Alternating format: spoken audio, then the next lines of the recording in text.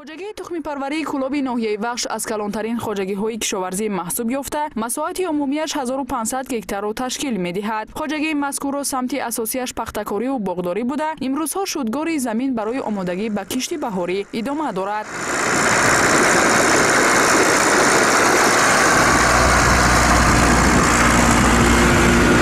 در ناحیه وخش 4 تا خوجگی تخم پروری فعالیت میکنند.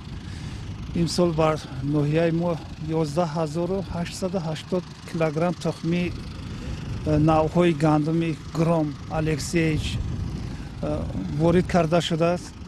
البته حاضر کش کرده شده است. گندم نصیب باشد آینده با تحلیل ها میکند از طرف ریاست کشاورزی میبینیم اگر حاصلات خوب دیاد به شرایط ناحیه ما مطابق باشد، البته با دیگر خوجگی‌های دهقانی پیشنهاد میکنند.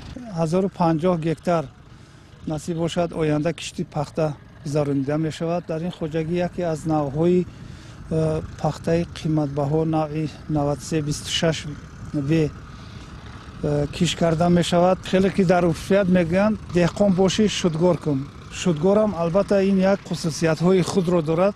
پیش از آن که ما شودگار کنیم باید که وای زمین تیار باشد. من همین زمین نو شودگار کرده گذاشتم. وقتی که همین خاک رو با دست میفشوریم وای میده می شود. اگر نمناکیش زیاد باشد البته آینده کلوخ می شود. با خراجات های تکنیکی سالر و دیگر چیو زیاد می شود. کشاورزان بر آن نظرند که به خاطر در آینده حاصل خوب به دست آوردن باید قاعده های اگروتکنیک را درست رعایت نموده تنها از تخمی های با صفت استفاده نمایند. از این لحاظ خوجگی های دهقانی ناحیه کارهای نرمکنی زمین های خشک را تیزانیده برای کشت بر وقتی محصولات کشاورزی و پرورش زراعت های گوناگون آمادگی می‌بینند. وقتی که شودگاری تیر ماهی می‌گذرانیم اگر باز یک خوب مونیم اول اینکه مقدار حشرات ها ضرررسان های پخته کم می شود، حاصل نوکی زیاد می شود. البته شودگاری با صفت گذرانیدن در کار در چقاری 40-45 سانتی متر اگر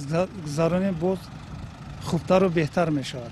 محض تلاش و زحمت های همین خوجگیداران و دهقانان است که امروز حاصل محصولات کشاورزی در صحرا فراوان است و قطعه های در اختیار داشته این خوجگی برابر خالی گشتن از زراعت سری وقت شودگار می شود. بابای سید احرار 65 سال دارد و طول سالیانی زیاد است که در این خوجگی به حیث سرکاری خوب فعالیت دارد و در برابر ساحه باغداری اینچنین در گرمخانه های خوجگی به کشت سبزوات کاری ها مشغول می شود. همین گرمخانه پمیدور گرفتیم، بالگری گرفتیم، قرنفری تیزه گرفتیم، همین رو گرفتیم. باشه این ها بود تیار کردیم برای پمیدور زمینه تیار کردیم. سال حاصل خوب گرفتیم.